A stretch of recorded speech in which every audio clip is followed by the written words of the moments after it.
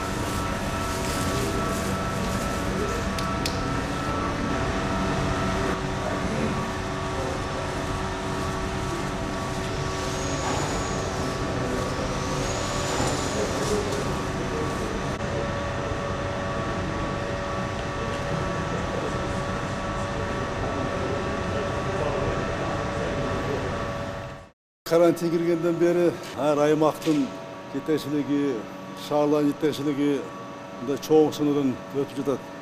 Мемлекеттік билік тағы çoğun сынауда мына өтіп жатабыз. Мына ушундай мезгилде, ушундай катаал мезгилде ким экени билинет. Даана билинет да. Мына биринчи Бишкекте Борбор шаарыбызда өзгөчө абал киргенден бери birinci göçe kırgal girdi. Abdan көп мүчүлүштөр болду. Бирок бара ал мүчүлүштөр жоюлуп, мына азыр ыраты менен иш жүрө баштады.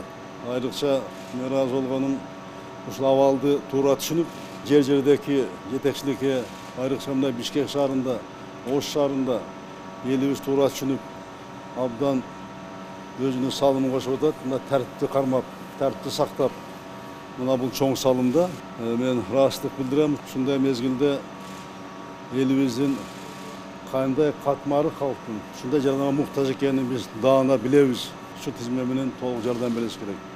Бир дагы адам, муктаж болгон адам калбаш керек да мындай оор учурда. Муну айрыкча билесиңер, күнүмдүк киресеси күндө таап, күнүмдүк жумуш менен өз тиричилигин өткөзгөндөр мына кыйналып жатат. Мына ушуларга биз жардам көрсөтүшүбүз керек.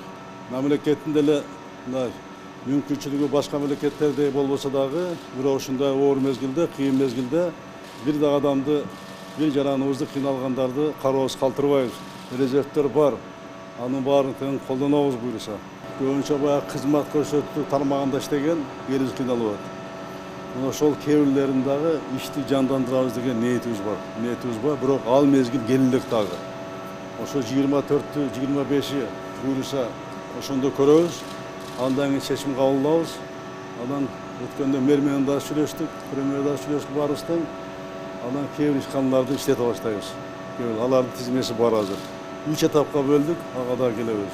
Бирок ошого чейин чыдап, айрыкча ушул азык-түлүккө, тамак ашка муктаж болгон элибизге жардам бериш керек да. Ушуга катуу көңүл бургула. Буюрса будан да чыгабыз Кудайдын колдоосу менен, аракетибиз менен. Жакшы күндөр да келет, экономикабыз оңдолот буюрса, Кудай кааласа. Бирок ошого чейин күн түнү уктабай, аракет кылып, элдин арасында болуп, элге жардам берели.